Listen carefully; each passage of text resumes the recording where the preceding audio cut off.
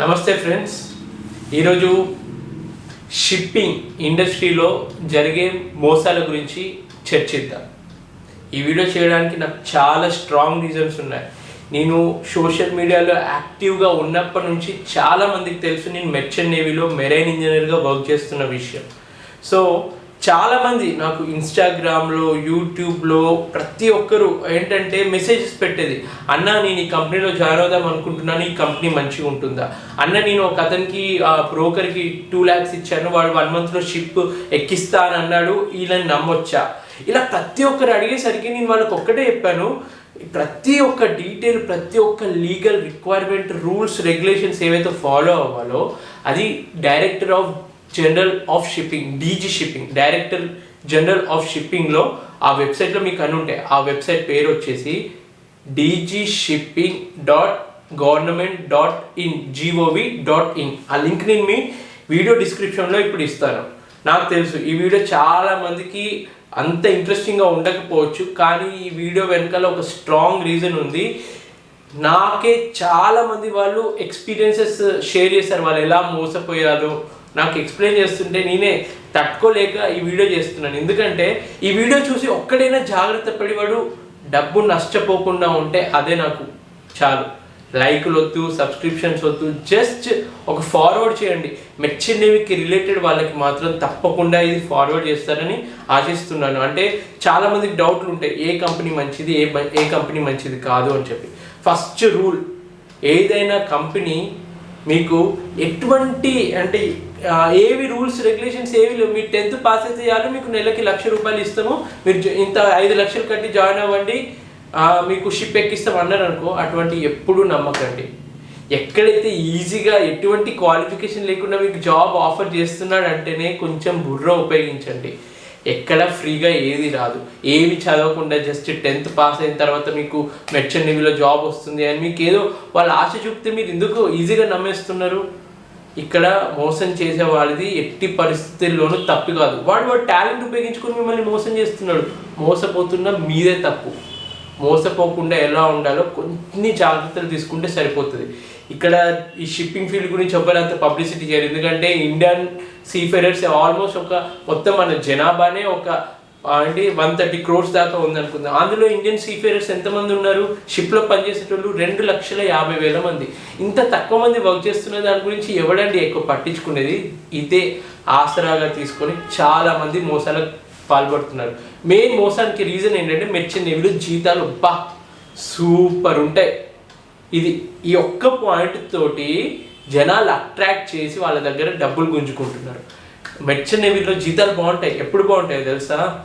వాడు హై రేంజ్కి వెళ్ళిన తర్వాత, అంటే టాప్ పొజిషన్కి వెళ్ళిన తర్వాత. నేను షిప్లో జాయిన్ అయినప్పుడు నా జీతం 50,000 నెలకి వర్క్ చేస్తున్నప్పుడు. ఇప్పుడు నా ర్యాంక్ పెరిగి నేను సెకండ్ ఇంజనీర్ అయినప్పుడు అవి లక్షల్లోకి వెళ్ళిపోయింది నా జీతం. బట్ అలా అందరికీ ఉండదు. స్టార్టింగ్లో వర్క్ చేస్తున్న వాళ్ళకి వాళ్ళు 20,000కి నెలకి 20,000 రూపాయలు, అంటే నేను ఇండియన్ రూపీస్లో కన్వర్ట్ చేస్తున్నాను. ఆ రేంజ్ నుంచి స్టార్ట్ చేసే వాళ్ళే ఎక్కువ మంది ఉంటారు. వాళ్ళకి ఏమి స్టార్టింగే లక్షల్లో రావు. ఈ పాయింట్ ఫస్ట్ గుర్తుపెట్టుకోండి. ఒకవేళ వాళ్ళు క్రూగా జాయిన్ అవుతే మాత్రం 20,000 నుంచి ఇండియన్ కంపెనీ అయితే స్టార్ట్ అవుతుంది. అట్లా తక్కువ రేంజ్లోనే స్టార్ట్ అవుతుంది. ఒకవేళ వాడు ఆఫీసర్ రేంజ్లో స్టార్ట్ అవుతున్నాడు అని అంటే వాడికి కొంచెం 50,000 క్యాడెట్గా జాయిన్ అవుతాడు, ₹50,000 per month వస్తుంది. తర్వాత వాడు ఎగ్జామ్స్ క్లియర్ చేసి, వాడికి నిజంగా టాలెంట్ ఉండి ఎగ్జామ్ క్లియర్ చేస్తేనే వాడు ఆఫీసర్ అవుతాడు, మళ్ళీ క్వాలిఫైడ్ ఆఫీసర్ అవుతాడు. లైసెన్స్ ఉన్న ఆఫీసర్ అయిన తర్వాత వాడికి నెలకి 1,00,000 రావడము అట్లా మొదలవుతుంది. ఇప్పుడు మెయిన్ పాయింట్ వచ్చేసి వాళ్ళు ఎలా మోసం చేస్తున్నారు. వాళ్ళు ఫస్ట్ మీ దగ్గర నుంచి వెళ్ళి చెప్పేది ఒకటే, ఏదో ఒక ఫేక్ సర్టిఫికేట్ తయారు చేస్తారు, మీకు 3 నెలల్లో ఒక షిప్ వస్తుంది, కానీ దానికి లైసెన్స్ రావడానికి ఎన్నో ఉంటాయి, ఫీజులు ఉంటాయి. ఒక 5 లక్షలు కట్టింది అనుకో, మీకు 3 నెలల తర్వాత షిప్ జాయిన్ చేస్తాము, మీరు 1 నెలలోనే మొత్తం సంపాదించుకోవచ్చు అని ఆశ చెప్తాడు. వీడు ఉద్యోగం లేక మొత్తం తిరుగుతున్నాడు కాబట్టి నిజమేమో అని చెప్పి ఆ దొంగ పేపర్లను నమ్మి వాడు డబ్బులు ఇచ్చేస్తున్నాడు. అరే నీకు ఒక్కటే చెప్తున్నా, వాడు ఏదైతే కంపెనీ గురించి మీకు చెప్తున్నాడో ఆ లెటర్ మీద, ఆ కంపెనీని మీరు ఒకసారి వెబ్సైట్లో సెర్చ్ చేయండి. ఇంటర్నెట్ ఉంది, మీకు తెలిసిన షిప్పింగ్ ఫ్రెండ్స్ని అడగండి ఆ కంపెనీ మంచిదా కాదా అని. ఏం తెలియకుండా గుడ్డిగా డబ్బులు ఇచ్చి తర్వాత నేను మోసపోయానని ఏడుస్తే ఏం లాభం? 5-6 నాకు పర్సనల్గా ఫోన్ చేసి వీడియో కాల్స్లో మాట్లాడి ఈ టాపిక్ గురించి ఒక్క వీడియో చేయండి అని అన్నారు. నేను ఇది ముందు నుంచెల్లే చేద్దామని అనుకున్నా, కానీ ఇది రిలవెంట్గా ఉంటుందో, చాలామందికి అర్థమవుతుందో అవ్వదో అన్న డౌట్ ఉండేది. బట్ ఏదో కొంతమందికైనా రీచ్ అయ్యి వాళ్ళు కొంచెం జాగ్రత్త వహిస్తే అదే చాలు. సరే, ఇప్పుడు ఒక కంపెనీ వచ్చింది, ఇది మంచి కంపెనీయే కాదు, ఇందులో నేను జాయిన్ అవ్వాలా వద్దా అని మీరు ఎట్లా క్లారిటీ తెచ్చుకోగలరంటే, దానికి RPSL నెంబర్ అని ఒకటి ఉంటుంది ఒక కంపెనీకి, రిజిస్టర్డ్ ప్లేస్మెంట్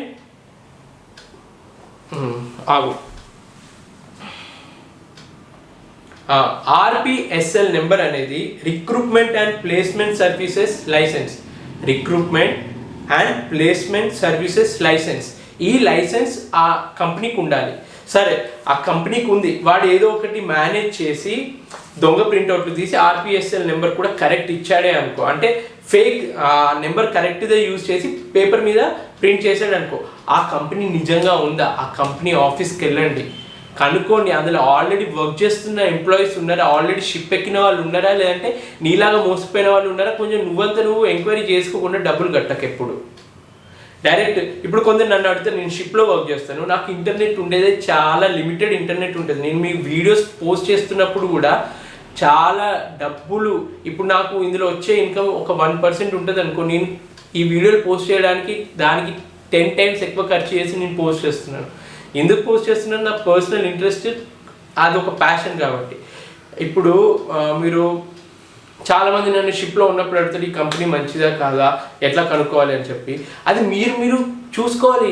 ఇప్పుడు అన్ని ఇన్ఫర్మేషన్ ఇంటర్నెట్లో లభిస్తున్నాయి. ఇప్పుడు మంచి కంపెనీ ఏదో, దానికి లైసెన్స్ ఉందా లేదా, ఇవన్నీ తెలుగులో ఎవరు డిస్కస్ చేస్తుంటారు. హిందీలో కానీ ఇంగ్లీష్లో కానీ మెర్చెంట్ నేవీ గురించి ఎన్నో వీడియోస్ ఉన్నాయి, తెలుగులో వీడియోస్ లేదు కాబట్టి ఈ వీడియో నేను చేస్తున్నాను.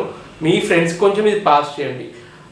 నేను చూసిన ఒక 2-3 ఇన్సిడెంట్స్ గురించే డిస్కస్ చేస్తాను, ఎందుకంటే మోసం ఎట్లా జరుగుతుందో మీకు కొంచెం రియాలిటీగా చెప్తున్నాను. ఒక అతను నాకు ఇన్స్టాగ్రామ్లో వీడియో కాల్ చేశాడు. అన్న, మాది రైతు కుటుంబము, మా డాడీ చాలా కష్టపడి అప్పులు చేసి 5 లక్షలు నాకు ఇచ్చిందన్న, నేను గోవాకు వచ్చాను, గోవాకు వచ్చి ఇక్కడ ఒక బ్రోకర్ అంటే ఏజెంట్ షిప్ ఎక్కిస్తా అని చెప్పి 5 లక్షలు తీసుకున్నాడన్న. తీసుకున్న తర్వాత వాడి పత్తానే లేదు, వాడి అడ్రస్ లేదు, వాడి నెంబర్ లేదు, అన్నీ మార్చేసిండంట. సో ఇక్కడ తండ్రి కష్టం మొత్తం పోయింది, వీడు పెట్టుకున్న ఎక్స్పెక్టేషన్స్ మొత్తం పోయాయి. మొత్తం వాడు ఇప్పుడు ఏమైందంటే వాళ్ళ డాడీ కూడా చెప్పుకోలేని పరిస్థితి, నాన్న ఇట్లా నేను మోసపోయాను, 5 లక్షలు అయిపోయాయి అని ఇప్పుడు వాళ్ళ నాన్నకి చెప్పుకోలేడు. ఏదో అక్కడ కష్టపడి పార్ట్ టైం జాబ్ చేసుకుంటూ వేరే ఒక ఫ్రెండ్ హెల్ప్ తోటి, ఎక్కడ ఈ లంచం తీసుకోకుండా, ఎటువంటి ఫీజు తీసుకోకుండా టాలెంట్ మీదే ఆధారపడి తీసుకునే కంపెనీస్ చాలా ఉంటాయి. అవి నిజమైన మెర్చెంట్ నేవీలో జాయిన్ అవ్వాలి అనుకుంటే అట్లా వెళ్ళండి.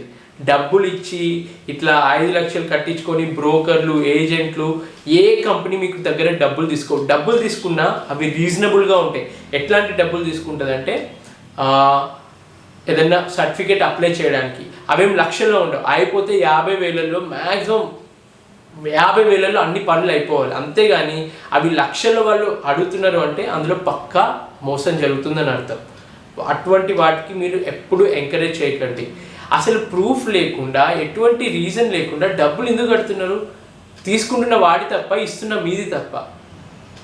ఇది ఒక ఎగ్జాంపుల్ వదిలేద్దాం. సరే, వాడు మోసపోయాడు, ఒక ఫ్రెండ్ హెల్ప్ చేశాడు, ఏదో విధంగా షిప్ ఎక్కబోతున్నాడు. ఇంకా కొన్ని మోసాలు ఎలా జరుగుతాయంటే,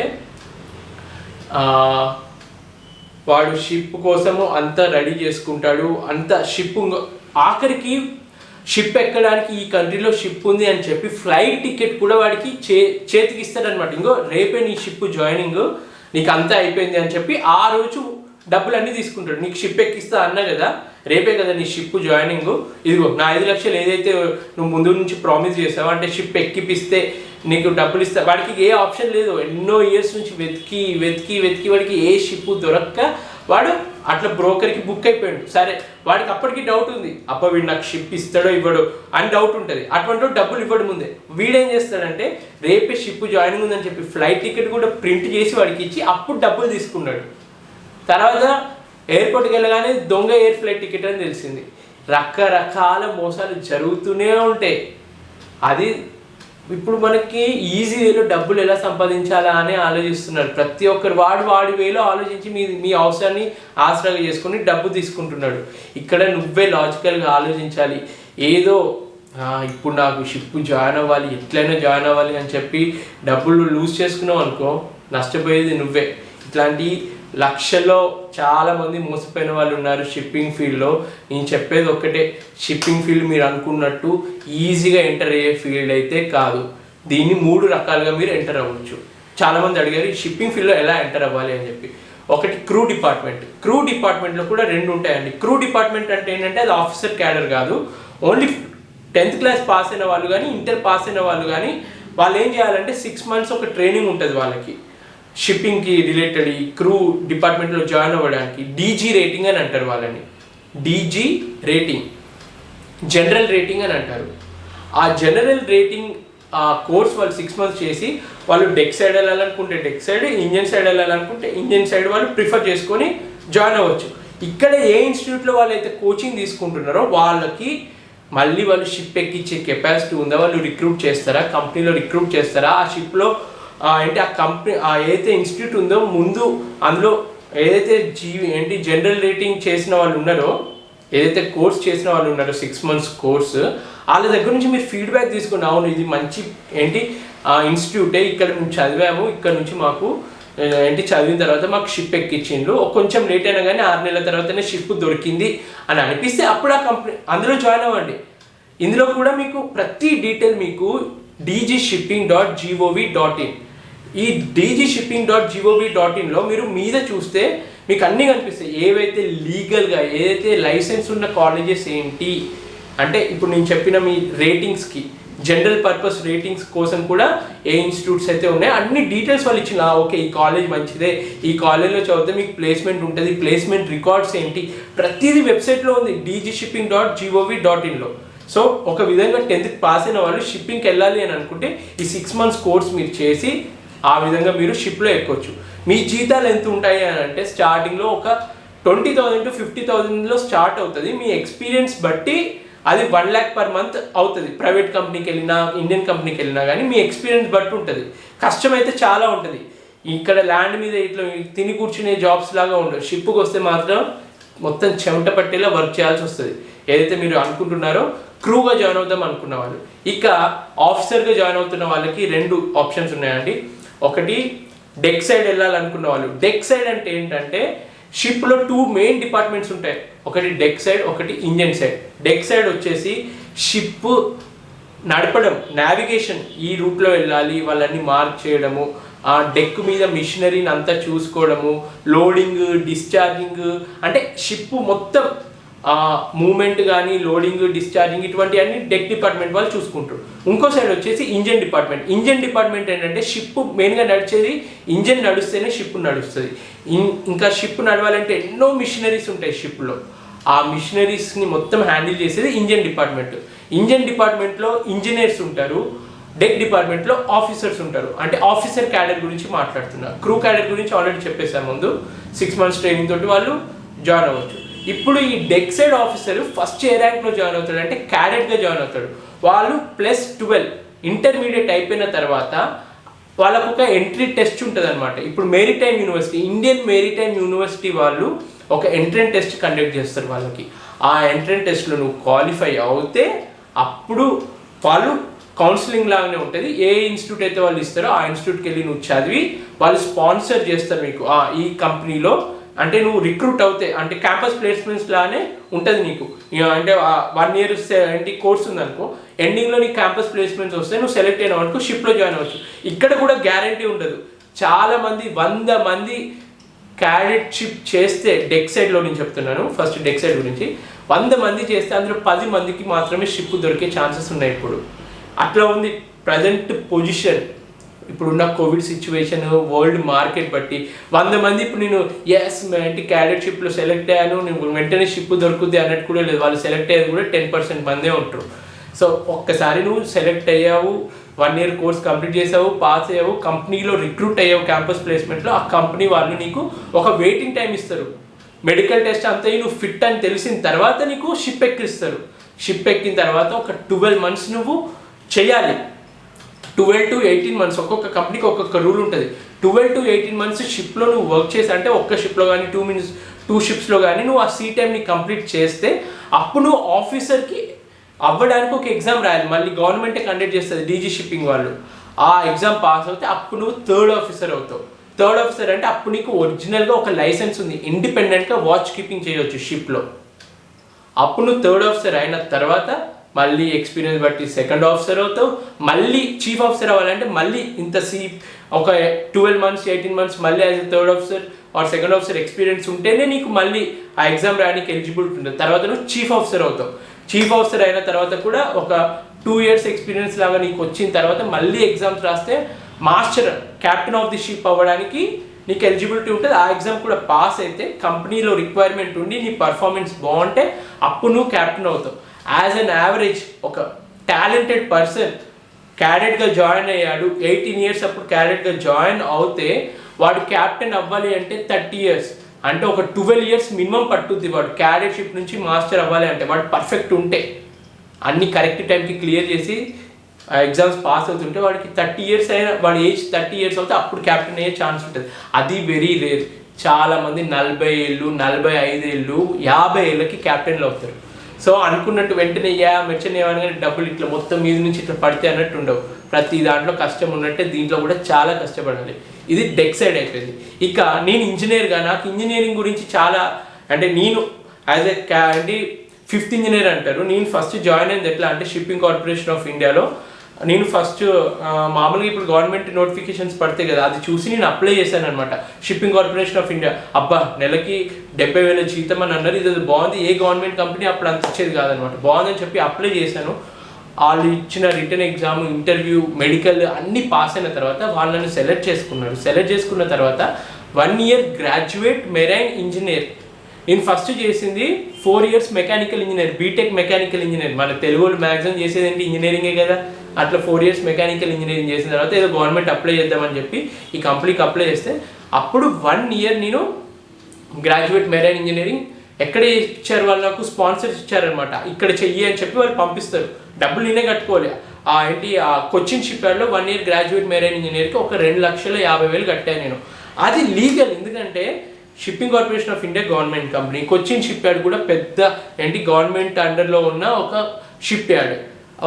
వాళ్ళ ఇన్స్టిట్యూట్లో జాయిన్ అవుతున్నారు. ఇప్పుడు ఆ గ్రాడ్యుయేట్ మెరైన్ ఇంజనీరింగ్ నేను చేస్తే నాకు జాబ్ వస్తుందన్న గ్యారంటీ ఉంది. 1 year జాబ్ ఆ ట్రైనింగ్ అయిపోయిన తర్వాత షిప్పింగ్ కంపెనీ వాడు నన్ను షిప్ ఎక్కిస్తాడన్న నమ్మకం ఉంది. కాకపోతే కంపెనీ వాడు అన్నాడు ఆ 2.5 lakhs నువ్వు కట్టుకోవాలి, ఎందుకంటే అది నీ కోసం నువ్వు చేస్తున్నావు, నీ జాబ్ కోసం ఆ ట్రైనింగ్ పర్పస్ కోసం కడుతున్నావు కాబట్టి నేనే కట్టుకున్నా. అది లీగల్. ఇటువంటి ట్రైనింగ్ కోసం నువ్వు కడుతున్నది, ఇన్స్టిట్యూట్ కోసం కడుతున్నది అవి లీగల్గా ఉంటాయి. ఎందుకంటే నువ్వు పెట్టే డబ్బుకి నీకు ట్రైనింగ్ కోసం నువ్వు డబ్బు కడుతున్నావు.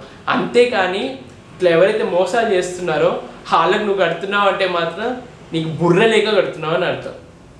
నేను డైరెక్ట్ చెప్తే ఇప్పుడు ఈ వీడియో నేను సెంటిమెంట్గా చెప్పిన లాభం లేదు, ఇట్లా ఘాటుగా చెప్తేనే మీకు కొంచెమైనా రియలైజ్ అవుతారన్న ఉద్దేశంతో చెప్తున్నాను. ఇప్పటికీ రోజు నాకు 10 messages నార్మల్గా వస్తూ ఉంటాయి, ఈ కంపెనీ మంచిదా, ఈ కంపెనీ మంచిదా. నేను ఎట్లా చెప్పగలగాలి? అది మీరు చూసుకోవాలి. అన్నీ మీకు వెబ్సైట్లో ఉంటాయి, అన్నీ మీకు ఇంటర్నెట్లో అవైలబుల్ ఉంటాయి. ఏమైనా డౌట్ ఉంటే లీగల్గా కూడా మీరు ఎవరైనా లీగల్ అడ్వైస్ తీసుకోవచ్చు. ఈ కంపెనీ మంచిదే కాదా.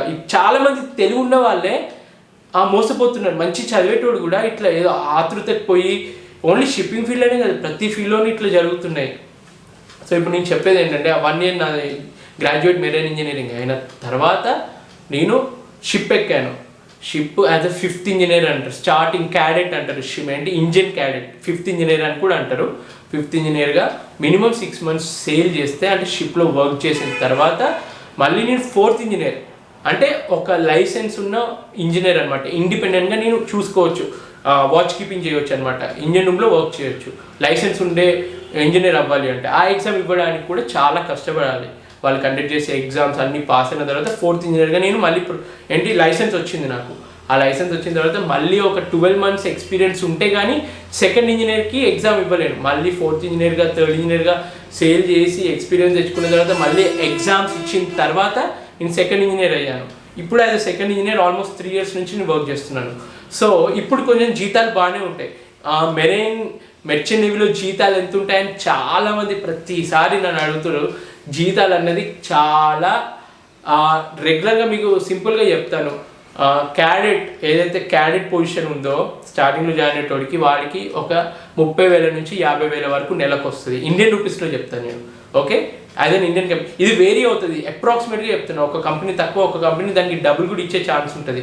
బాగా లాభాల్లో ఉన్న కంపెనీ అంటే ఎక్కువ ఇస్తుంది, ఇండియన్ కంపెనీ కొంచెం లాస్లో ఉందంటే తక్కువకే ఇస్తుంది. సో 30,000 మినిమం అనుకోండి. 4th ఇంజనీర్కి ఇంజన్ డిపార్ట్మెంట్లో, 3rd ఆఫీసర్కి డెక్ డిపార్ట్మెంట్లో కలిపి వాడికి ఒక 1.5 to 2 lakhs మధ్యలో శాలరీస్ వస్తాయి. ఓకే, మళ్ళీ 3rd ఇంజనీర్ ఇంజన్ డిపార్ట్మెంట్లో, 2nd ఆఫీసర్ డెక్ డిపార్ట్మెంట్లో వీళ్ళకి ఒక 2.5 lakhs వరకు వస్తుంది అప్రాక్సిమేట్గా. ఇక మేనేజ్మెంట్ లెవెల్ అంటారు, ఇవన్నీ ఇప్పటివరకు చెప్పిన ఆపరేషనల్ లెవెల్. ఇక మీదట వచ్చేది మేనేజ్మెంట్ లెవెల్. ఇంజన్ డిపార్ట్మెంట్లో 2nd ఇంజనీర్, డెక్ డిపార్ట్మెంట్లో చీఫ్ ఆఫీసర్, వీళ్ళు మేనేజ్మెంట్ లెవెల్ కిందకి వస్తారు. సో నేను ఇప్పుడు 2nd engineer, same equivalent rank deck డిపార్ట్మెంట్లో అతన్ని చీఫ్ ఆఫీసర్ అని అంటారు. అతనికి ఒక 3.5 to 4 lakhs మినిమం వస్తుంది శాలరీ. అది ఫారిన్ కంపెనీ అయితే. ఇండియన్ కంపెనీ లాంటి కొంచెం లాసెస్లో ఉన్నాయి, ఇప్పుడు షిప్పింగ్ కార్పొరేషన్ ఆఫ్ ఇండియా లాంటి కంపెనీస్ అంటే వాడు ఆఖరికి 2nd ఇంజనీర్ కూడా 2.5 lakhs ట్యాక్స్లు అన్ని కట్టిన తర్వాత 2 లక్షలు నెలకు వస్తుంది. ఈ శాలరీస్ ఏవైతే చెప్తున్నానో ఇది ఓన్లీ నువ్వు షిప్లో వర్క్ చేస్తున్నప్పుడు మాత్రమే వస్తుంది. షిప్లో నువ్వు వర్క్ చేయట్లేదు, ఇంట్లో లీవ్లో ఉన్నావంటే నీకు శాలరీస్ రావు. మ్యాక్సిమం 95% కంపెనీస్ ఇట్లానే ఫాలో అవుతాయి. కొన్ని కంపెనీస్ ఉంటాయి నువ్వు లీవ్లో ఉన్నప్పుడు కూడా కొంచెం శాలరీ ఇస్తారు, కానీ మ్యాక్సిమం అయితే నువ్వు షిప్లో ఉన్నప్పుడే నీకు డబ్బులు వస్తాయి. సో యాజ్ అన్ యావరేజ్ ఒక ప్రైవేట్ కంపెనీలో వర్క్ చేసే 2nd ఇంజనీర్ కానీ చీఫ్ ఆఫీసర్ కానీ 3.5 to 4 lakhs మధ్యలో శాలరీ వస్తుంది. ఇంకా ఎక్కువ కూడా వస్తుంది. ప్రైవేట్ కంపెనీ ఎక్స్పీరియన్స్ నీకు పెరుగుతున్న కొద్దీ, నీకు ఇన్ని మంత్స్ ఎక్స్పీరియన్స్ ఉంది, ఇన్ని ఇయర్స్ ఎక్స్పీరియన్స్ ఉంది అంటే నీ జీతం కూడా పెరుగుతుంది. ఇక లాస్ట్ వచ్చేసి చీఫ్ ఇంజనీర్. ఎక్కడ ఇంజన్ డిపార్ట్మెంట్లో హైయెస్ట్ పొజిషన్ చీఫ్ ఇంజనీర్, ఇక్కడ డెక్ డిపార్ట్మెంట్లో highest position captain, master. So captain of the ship అని అంటారు. Actually captain of the ship and chief engineer in engine department ఇద్దరికి ఈక్వల్ శాలరీసే ఉంటాయి. ₹1 ఎక్కువ ఉంటుందేమో క్యాప్టెన్కి, కానీ అప్పుడప్పుడు చీఫ్ ఇంజనీర్ ఎక్స్పీరియన్స్ ఎక్కువ ఉంటే చీఫ్ ఇంజనీర్కి ఎక్కువ శాలరీ ఉంటుంది. వీళ్ళకి ఒక 7 లక్షల నుంచి 8 లక్షలు పర్ మంత్ వస్తుంది. యాజ్ అన్ యావరేజ్ చెప్తున్నాను, శాలరీస్ బాగుంటాయి. ఈ పొజిషన్ గురించి 7 లక్షలు నెలకు వస్తుంది అన్నది ఏదైతే ఉందో ఇది క్యాప్చర్ చేసుకుంటున్నారు, దీనికి అట్రాక్ట్ అవుతున్నారు జనాలు. అది అవ్వాలంటే ఆషామాసి కాదు. ఇప్పుడు లక్షల మంది, ఇప్పుడు 2,50,000 మంది ఉన్నారు ఇండియన్ సీఫేరర్స్. అందులో ఎంతమందికి ఇంత జీతం వస్తుంది అనుకుంటున్నారు? నాట్ ఈవెన్ 1% కూడా ఇంత శాలరీస్ రావు. మిగిలిన 99%కి చాలా తక్కువ శాలరీసే ఉంటాయి. ఎవరో కొందరు ఇట్లా క్యాప్టెన్లు చీఫ్ ఇంజనీర్లు అవుతారు, వాళ్ళకి మాత్రమే ఇంత మంచి శాలరీస్ వస్తాయి. సో ఫ్రెండ్స్, మీరు జీతాలు బాగుంటాయి, అబ్బా మెచ్చనేవి బాగుంటుంది, కష్టపడితే ఏదైనా బాగుంటుంది. జస్ట్ లంచాలు ఇచ్చి ఇట్లా మోసపోయి మాత్రం జాయిన్ అవుతే లైఫ్ మొత్తం నరకం అవుతుంది. మళ్ళీ ఏదైతే మీ అమ్మ నాన్న కష్టపడి సంపాదించిందో అంతా మళ్ళీ బూడిదలో పోసిన పన్నీర్ అయిపోద్ది. సో ఏ డెసిషన్ తీసుకోవాలనుకున్నా కొంచెం దాని గురించి రీసెర్చ్ చేయండి. నీ లైఫ్ గురించి నువ్వు రీసెర్చ్ చేసుకోకపోతే ఇంకోటి చేస్తారు. నువ్వు అనుకున్న ప్రొఫెషన్ కదా, నువ్వు ఇష్టపడి జాయిన్ అవుదాం అనుకున్నప్పుడు నువ్వు రీసెర్చ్ చేయాల్సిందే. మోసపోవడం నీదే తప్పు. సో మోసపోకుండా ఉండడానికి నా దగ్గర ఉన్న మెయిన్ కొన్ని హింట్స్ చెప్తాను. నీకు తెలిసిన వాళ్ళు ఆ కంపెనీలో ఉన్నారా, లేకపోతే ఆల్రెడీ ఆ కంపెనీలో చేసిన వాళ్ళనైనా నువ్వు ఇన్ఫర్మేషన్ కనుక్కో. ప్లస్ వాడు మరీ ఎక్కువ ఆశ చూపిస్తున్నాడంటే ఒక్కటే అర్థం చేసుకో, ఎక్కడైతే వాడు ఈజీ వేలో నీకు జాబ్ వస్తుంది అని చెప్తున్నాడో వాళ్ళని ఎప్పటికీ నమ్మకు. ప్లస్ ఇంకొకటి, ఎవడైతే నిన్ను డబ్బులు అడుగుతున్నాడో వాడి అన్ని డీటెయిల్స్ నీ దగ్గర ఉండాలి. అంతేగాని ఏదో వాడు బ్యాంక్ అకౌంట్ ఇచ్చిండు, వాడికి డబ్బులు ట్రాన్స్ఫర్ చేసినా కొందరు క్యాష్లోనే డబ్బులు తీసుకుంటున్నారు. వాడి కాంటాక్ట్స్, వాడి ఇల్లు తెలియదు, జస్ట్ కాంటాక్ట్ నెంబర్ వాడిది ఉంది అని నమ్మేస్తే ఎట్లా? తర్వాత నెంబర్ చేంజ్ చేస్తే మోసం చేయాలనుకున్నాడు, ఎట్లయినా మోసం చేస్తాడు. మోసపోవాలనుకుంటే నిన్ను ఎట్లయినా మోసపరుస్తాడు. నువ్వు జాగ్రత్తగా ఉండు. ఇంకా మెయిన్గా నేను చెప్పేది, ఏదైనా ఇట్లాంటి ప్రాబ్లమ్స్ వస్తే అంత మోసపోయిన తర్వాత నువ్వు పోలీస్ కంప్లైంట్ ఇచ్చావు. ఈ గోవా అతను నాకు చెప్పాడు, నేను ఇట్లా 5 లక్షలు నష్టపోయిన తర్వాత పోలీస్కి వెళ్ళి కంప్లైంట్ ఇస్తే ఏ డీటెయిల్స్ తోటి వాడు అరెస్ట్ చేస్తాడు అతన్ని? ఒక సెల్ ఫోన్ నెంబర్ తోటి నువ్వు వాడికి ఇచ్చిన వాడు సెల్ ఫోన్ నెంబర్ వాడు వాడట్లేదు, ఏదో దొంగ నేమ్ తోటి వాడు తీసుకున్నాడంట. ఏ డీటెయిల్స్ లేకుండా నువ్వు మోసపోయి వాళ్ళ మీద డిపెండ్ అవుతాయి ఎట్లా? So friends, I'm really sorry ఇట్లా మోసపోతున్న వాళ్ళందరికీ. మీరు కొంచెం ఆలోచించండి. మోసపోయే ముందు ఏ కంపెనీ మీకు వెంటనే అంటే ఇంత డబ్బులు కడితే మీకు అన్నీ మేమే చూసుకుంటాము, మీరు ఏం కష్టపడక్కర్లేదు, మీరు మంచిగా సూటు బూటు వేసుకొని ఫ్లైట్ ఎక్కి షిప్ జాయిన్ అవ్వచ్చు అంటే మాత్రం అస్సలు నమ్మకండి. ప్రతి దానికి ఒక ప్రొసీజర్ ఉంటుంది. ఏదైనా షిప్ జాయిన్ అవ్వాలి అంటే దానికి ఒక 10 కోర్సులు చేయాలి. చిన్న చిన్న కోర్సులు అయినా కానీ ఒక 10 కోర్సులు ఉంటాయి మినిమం. అంటే షిప్ మునిగిపోతుంది అనుకో, అప్పుడు నువ్వు ఎట్లా నువ్వు రక్షించుకోవాలి అన్న దాని మీద, ఫైర్ ఫైటింగ్ ఎట్లా చేయాలి, ఇటువంటి ఒక 10 కోర్సులు ఉంటాయి. ఆ 10 బేసిక్ STCW కోర్సెస్ అని అంటారు. అంటే ఈ కోర్సులు అయిన తర్వాత నీకు CDC అని ఒకటి వస్తుంది, అంటే కంటిన్యూస్ డిశ్చార్జ్ సర్టిఫికేట్ అని అంటాడు. ఇప్పుడు మనకి ఇండియన్ నేషనాలిటీస్కి పాస్పోర్ట్ ఎట్లనో షిప్లో వర్క్ చేసేటోడికి CDC అట్లా అనమాట. ఆ CDC ఒకటి ఉండాలి నీకు, కంటిన్యూస్ డిశ్చార్జ్ సర్టిఫికేట్ అని. ఈ కంటిన్యూస్ డిశ్చార్జ్ సర్టిఫికేట్ వచ్చిన తర్వాత ఈ కోర్సు నువ్వు చేసిన తర్వాత అంత నువ్వు లీగల్గా అన్ని కరెక్ట్ ఉన్నాయి, నువ్వు మెడికల్గా ఫిట్ కూడా ఉండాలి. అంటే ఐసెట్ ఏమో ఏదో దారుణంగా ఐసెట్ ఉండి నువ్వు షిప్ ఎక్కుతా అంటే కుదరదు. నావిగేషన్ చేయాలంటే నీ ఐసెట్ పర్ఫెక్ట్ ఉండాలి. నాకు కొంచెం ఐసెట్ ప్రాబ్లం ఉంటే నేను లాసిక్ ట్రీట్మెంట్ కూడా చేయించుకున్నాను. అంటే ప్రతిదానికి సొల్యూషన్ ఉంటుంది. ఐసెట్ ఉంటే మొత్తం జాయిన్ అవ్వరని కాదు, దానికి ట్రీట్మెంట్ తీసుకుంటాము. లేదంటే కొన్ని రూల్స్ ఉంటాయి, ఇంతకన్నా ఎక్కువ ఉండకూడదు సైట్ అని చెప్పి. మొత్తం మీది నుంచి కింది వరకు ప్రతి పార్ట్ని చెక్ చేస్తారు. మెడికల్లో నువ్వు ఫిట్గా ఉన్నావా లేదా, నువ్వు ఇక్కడ మోసం చేయలేవు. సో ప్రతి దగ్గర నేను పట్టుకొని కరెక్ట్ ఉంటేనే నేను షిప్ ఎక్కిస్తారు. ఎందుకంటే ఒక్కసారి నువ్వు షిప్ ఎక్కి నడి సముద్రంలో నీకు మెడికల్గా ఏదైనా ప్రాబ్లం వస్తే నరకం చూడాల్సి వస్తుంది. అందుకని షిప్ ఎక్కే ముందే అన్నీ నువ్వు కరెక్ట్ ఉన్నావా లేదా చూస్తారు. సో ఇటువంటి ఎన్నో ఉంటాయి ఫ్రెండ్స్. మీరు ఒక్కటే షిప్ జాయిన్ అవ్వాలి అని అనుకుంటే ఒక కరెక్ట్ వేని ఎంచుకోండి. నేను చెప్పాను కదా 3 వేస్ ఉన్నాయి. నువ్వు 10th పాస్ అయ్యి షిప్లో క్రూగా జాయిన్ అవ్వాలి. క్రూ అంటే ఏంటి, డెక్ డిపార్ట్మెంట్లో ఏబుల్ సీమెన్ అని అంటారు. అంటే అంత హెల్పింగ్, అంటే మూరింగ్ అవుతున్నప్పుడు అవి లాగడము, మూరింగ్ వైర్స్ లాగడము, జనరల్ షిప్ మెయింటెనెన్స్ చేయడము, ఇటువంటి వర్క్ ఉంటుంది వాళ్ళకి. అంటే డెక్ సైడ్ క్రూకి. ప్లస్ జనరల్ సర్వీస్ అంటే షిప్లో క్లీనింగ్, అకామిడేషన్ క్లీనింగ్, జనరల్ మెయింటెనెన్స్లో ఆఫీసర్కి హెల్ప్ చేయడము. ఇంకా ఇలాంటి షిప్ అంటేనే పెద్ద ఉంటుంది, దాంట్లో ఎన్నో మెయింటెనెన్స్ వర్క్లు ఉంటాయి. అవన్నీ పెయింటింగ్ చేయడం అవన్నీ మీరు చేయాలి క్రూ, యాజ్ ఎ క్రూ. ఇది deck side crew. Engine side crew కూడా ఇట్లనే ఆల్మోస్ట్ ఉంటుంది. ఇంజన్ రూమ్లో క్లీనింగ్ జాబ్స్, పెయింటింగ్ జాబ్స్, మెయింటెనెన్స్లో అసిస్టెంట్స్, కొన్ని వాచ్ కీపింగ్ డ్యూటీస్ ఇవన్నీ ఉంటాయి అన్నమాట. ఇండివిజువల్ వాచ్ కీపింగ్ కూడా చేయాలి. ఇప్పుడు ఈ క్రూలో ఆఫీసర్ ఒకడు వాచ్ కీపింగ్ చేస్తాడు. ఆఫీసర్ వాచ్ కీపింగ్ చేస్తాడు, వాడికి ఒక 4 hours టైం ఉంటుంది. మార్నింగ్ 4 to 8, 8 to 12, తర్వాత 12 to 1600, ఇట్లా ప్రతి ఒక్క 4 hours ఒక వాచ్ కీపర్ ఉంటాడు. 3rd officer, 2nd officer, chief officer ఇట్లా చేస్తూ ఉంటారు ఒక్కొక్క 4 hours. ఈ 4 hours ఆఫీసర్స్కి తోడుగా ఒక క్రూ మెంబర్ కూడా వాడికి హెల్ప్ చేస్తారనమాట. సో ఇండివిజువల్ వాచ్ కీపింగ్ కూడా మీకు ఉంటుంది, వాచ్ కీపింగ్ సర్టిఫికేట్ అది క్రూగా. సో ఇవన్నీ మీకు నేర్పిస్తారు ఆ 6 monthsలో. మీరు ఎలిజిబిలిటీ అయ్యి ఈ ఎగ్జామ్ క్లియర్ అవుతే మీరు అప్పుడు షిప్ ఎక్కొచ్చు. ఇది క్రూ జనరల్గా చేసే వర్క్. అసిస్ట్ చేస్తారు మీరు ఆఫీసర్కి కానీ ఇంజనీర్కి, మెరైన్ ఇంజనీర్కి మీరు హెల్ప్ చేస్తారు. అది మీ డ్యూటీ. ఇండివిజువల్గా మీకు కొన్ని రెస్పాన్సిబిలిటీస్ ఉంటాయి. మీకు ఇచ్చిన మెయింటెనెన్స్ వర్క్ మీరు క్వాలిఫైడ్గానే ఉంటారు, మీరు కూడా చేయగలగాలి ఆ వర్క్స్ అంత ట్రైనింగ్ అయిన తర్వాత. ఇక మెరైన్ ఆఫీసర్స్ ఇంకా మెరైన్ ఇంజనీర్స్కి స్పెసిఫిక్గా వాళ్ళకి ఎన్నో స్పెషలైజ్డ్ ట్రైనింగ్ అవుతుంది, వెల్ క్వాలిఫైడ్ ఉంటారు. వాళ్ళ డ్యూటీస్ వాళ్ళకి ముందే తెలుస్తాయి, అన్ని రెస్పాన్సిబిలిటీస్ తెలుసు కాబట్టి వాళ్ళు ఈజీగా హ్యాండిల్ చేయగలరు. వాళ్ళకి special 1 year training, 2 years training, కొందరు 4 years మెరైన్ ఇంజనీరింగ్ ట్రైనింగ్ చేసిన తర్వాతనే షిప్ జాయిన్ అవుతారు. ఒక్కొక్క ర్యాంక్ వాళ్ళు పెరగాలంటే వాళ్ళకి ఎక్స్పీరియన్స్ షిప్లో ఉండాలి. ఇన్ని ఇయర్స్ వర్క్ చేస్తే కానీ వాళ్ళకి వేరే ర్యాంక్కి వాళ్ళు పర్మిషన్ ఇవ్వరు, ప్రమోట్ చేయరు. ఎగ్జామ్స్ కూడా గవర్నమెంట్ కండక్ట్ చేపిస్తుంది. ఇందులో నువ్వు పాస్ అయ్యి రిటర్న్ ఎగ్జామ్, ఓరల్ ఎగ్జామ్స్ అన్నీ పాస్ అవుతానే నీకు ప్రమోషన్ దొరుకుతుంది. ఇంత ప్రొసీజర్ ఉంటుంది. జస్ట్ ఎక్కడో ఒక చీఫ్ ఇంజనీర్కి, క్యాప్టెన్కి వచ్చే 7-8 లక్షల శాలరీకి నువ్వు ఆశపడి ఈ ప్రొసీజర్ అంతా తెలియకుండా జస్ట్ గుడ్డిగా నువ్వు 5-6 లక్షలు ఇచ్చి నువ్వు క్యాప్టెన్ అయిపోతున్నావు అని అనుకుంటే మాత్రం అది భ్రమ బాబు. అటువంటి ఎప్పుడు నమ్మకం. నేను చాలా మందిని చూశాను. 100 మంది ఒక ఇన్స్టిట్యూట్లో జాయిన్ అవుతే 10 మంది షిప్లో జాయిన్ అవుతారు అని అనుకోండి. ఆ 10 మందిలో నువ్వు ఉండగలిగే సత్తా నీకుంది, టాలెంట్ నీకుంది అంటే నువ్వు షిప్పింగ్లోకి రా. ఇంకా ఇది షిప్పింగ్కి ఎక్కడానికి జరిగే మోసాలు. ఇక షిప్పింగ్లోకి జాయిన్ అయిన తర్వాత జరిగే మోసాల గురించి నెక్స్ట్ వీడియోలో చెప్తాను.